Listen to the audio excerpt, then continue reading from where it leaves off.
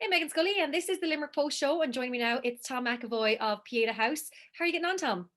Great, thanks, Megan. Thanks for having us on the show. It's brilliant to be here. Now, you're involved in fundraising advocacy for Pieta House, and obviously, I think it's safe to say that pretty much everyone knows Pieta House, the work they do, suicide prevention, some really great counselling services as well. I have to say they are absolutely incredible, and I think it's so great to see so many people talking about it, sharing, fundraising, everything, and it's such a needed service, especially in these times. Indeed. Well, Pieta are around now since 2006. I got involved after my brother died in 2007, and another family member attended Pieta. And being honest with you, Megan, we saw the huge benefit immediately to our brother having visited Pieta, and felt as a family we had to get together and try and help Joan Freeman, who set up Pieta in Lucan, to really expand or just get a few more people, to benefit from ultimately what we had benefited from. I know a lot of families and a lot of people and individuals around the country have a similar story, and that is that unfortunately, perhaps those who are bereaved to suicide, it's a horrendous grief to go through.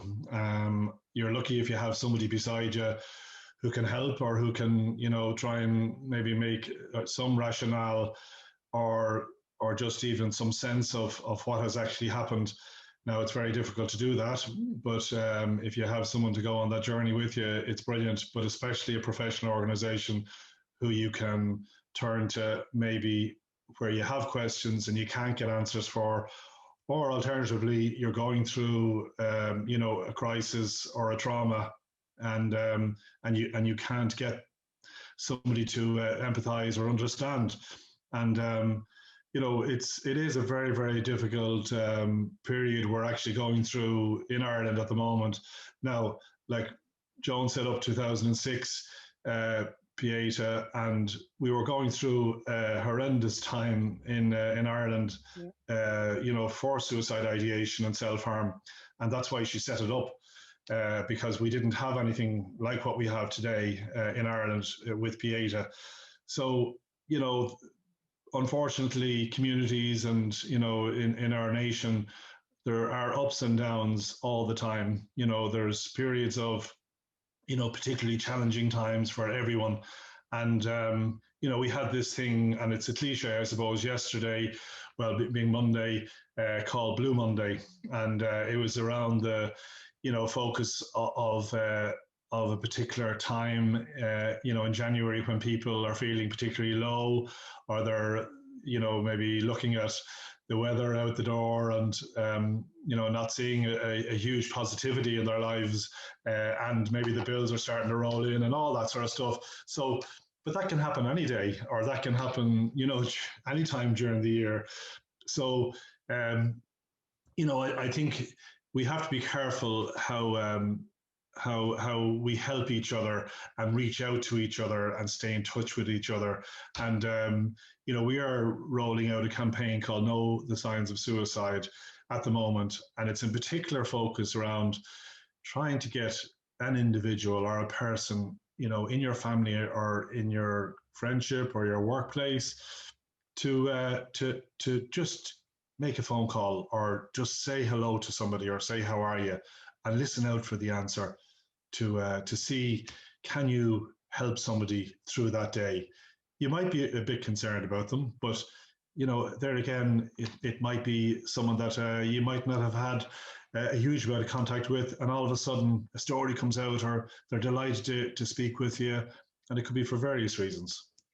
You said there about the signs of suicide campaign. So, what would be the main signs? What should we look out for in our family and our friends? Obviously, we can't physically see quite a lot of them at the moment. So, it is phone calls or videos or contact through social media. What are the signs that we can look out for? Now, again, I don't want to, to be simple about that there are always signs or there's always obvious stuff, because you often hear, Megan, in our community that, we never saw this coming. That person was so happy Yeah. beforehand, and, there were all sorts of things that, you know, didn't indicate that this person was in this situation, and then goes on to complete a suicide. So, you know, there are various things that you know, high raised anxiety is reasonably an obvious one, where somebody is acting, you know, in particular, maybe out of character, or has suddenly become over anxious about something, and that can be a very simple thing, you know, that maybe push them to that point. You know, we have huge reserves of resilience within us, and that's down to our exposure in a community or in a social fabric, to lots of different things, and we develop huge resiliences over time, you know, thanks to schools, thanks to community groups, thanks to our family, thanks to our friends, thanks to our sporting, you know, all of that builds, you know, a resilience within us, for disappointment maybe, or for happiness, and then trying to balance it. Where somebody is all of a sudden starting to become, you know, maybe removed from groups, or, you know, from society, or starting to maybe say, you know, I don't feel I have a worth anymore. You know, I just don't have energy to stay involved in the group, or maybe I'm not sleeping well at the moment. You know, and then speaking the language of suicide, we often say, is a crucial sign, and that can be down to, you know, I don't feel I can stay around here any longer. You know, I feel suicidal. You know, I am, you know, engaging in maybe risk behavior. I have, you know, a tendency to think that maybe, you know, you'd be better off without me. All of those sort of terms are pretty obvious, okay? But maybe you might, you know, as a listener, decide, oh, you know, you have to pull yourself together, and you have so much going for you, and you have you know, lots of different things that you know, you should really feel you should stay around for. Like, we really and truly believe that if somebody is speaking at that level, they really need professional support. Okay, so there are lots of organizations out there that are orientated. You know, GP is the first port of call, really, if somebody is concerned about somebody. We obviously have a great Freephone helpline, Meghann, that is really, really busy at the moment. Yeah. We've seen double the volume of calls coming through our centre, you know, since March, really. You know, around December period this last year to New Year's, we saw an increase of 25% of volumes of calls from the same time previous year. So we know, you know, that there is an increase in people looking for help. We're so delighted that people are doing that. Yeah. We have a great resource in Pieta. Thanks to the community for supporting us. It's completely free of charge. People don't need to consider having to, you know, pay for anything when they come to Pieta, which is really a barrier-free access to Pieta. And, you know, people can just simply lift the phone to 1800-247-247, or if they can't verbalize how they feel, and this often happens maybe in our teenage community, where they're so used to texting all the time, that they can text HELP, the word help, to 51444, and a professional, a therapist, will be on the other end of that line, and we'll engage back and forth, you know, in a professional capacity. And we you know, in that same period since March, we've dealt with 50,000 texts in that period, okay, with people who are in a crisis or looking for help, or maybe even wanting to know what resource is there and how can they persuade their loved one or a friend to get that help. So that help is really there, Meghann.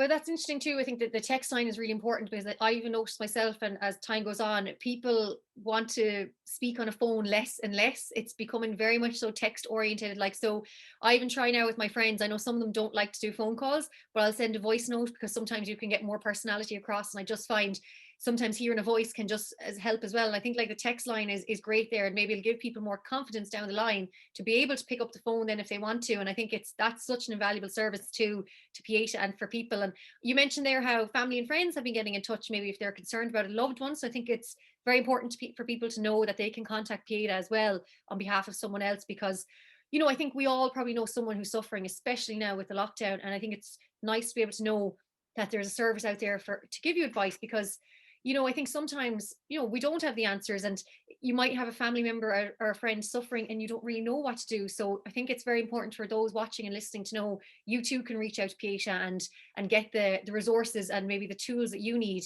to help out the one that you love as well. That's the model that was started, Meghann, back in 2006, when Joan set up Pieta. That a friend, a family member could refer somebody once they were willing to come and look for support to Pieta. It's self-referral and without any barriers in terms of having to have a GP letter or a hospital referral, which is really it's a pillar in Pieta, we call it, that we have that sort of easy access, that people don't have a legacy then after their visit with Pieta. All that information that has been shared between therapist and client is confidential, completely confidential. It doesn't go outside the four walls of where the stories are shared. So that is really crucial as well. So there's no legacy for somebody having visited Pieta.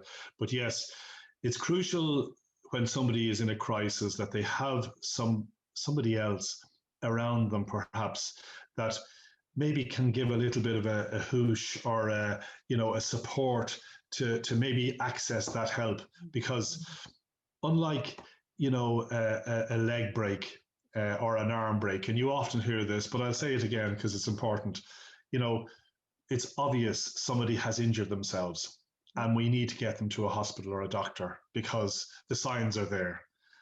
Whereas in a mental health illness or a crisis or a trauma, it can be, difficult, I suppose, to first of all see the situation and try and perceive it to be crucial. But it is so important that there is somebody there to bring you to the hospital, to the GP, or to the Pieta Centre. Just be there, sit in the car, try and encourage the person to come to a service, because they might not actually be able to see that is crucial for them at that particular point. And that helping hand or that hand on the shoulder can be really, really important. 8,500 people in 2019 came through the doors of Pieta as clients. We engage with them on a continuous basis, for maybe 12 sessions initially, for those who are in a suicidal ideation, for intervention services. So we go on that journey with them, and then we will stay in touch with them, maybe for a period after that. They can always refer back into us if they wish. A family member can connect with us, or a friend, if they're concerned about that loved one, maybe after they come to Pieta, just to say, maybe Johnny is going okay, but I'm a little bit concerned maybe that, he's slipping back into the old habits again or whatever. So again, we'll stay in touch and we'll try and continue to support that person for 3 months, for 6 months, for 12 months. We have the records and we know, that sort of works. And also, just another crucial aspect of our therapy is that we guarantee the client who comes through the doors the same therapist from beginning to end. So when the person comes, they only have to tell their story once to us.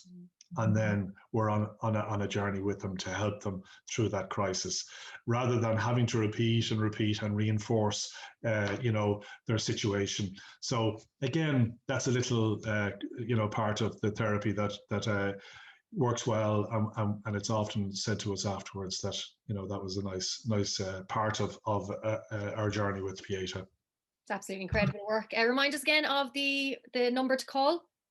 So it's a Freephone number, and it's a really neat number as well. We got it in 2016, and I remember seeing it at the time and saying, God, that's wonderful, because it's a crisis helpline. It's around the clock, so 24/7. So the number is 1800 247 247. So 24/7, 24/7. We attended lots of people at around Christmas period, Christmas Day, New Year's Day. We're there, for them at the crucial dark times of maybe 4 o'clock in the morning, that you often hear, Meghann, that people are at a particular low ebb. So we have great support. We're also now doing video therapy for the first time ever, and even the fact that we're doing this across Zoom. I would not have been comfortable with this time last year, but we're finding now that more and more of our therapists are able to deliver therapy as we're doing here now, just speaking with one another across the screen. People find it really convenient.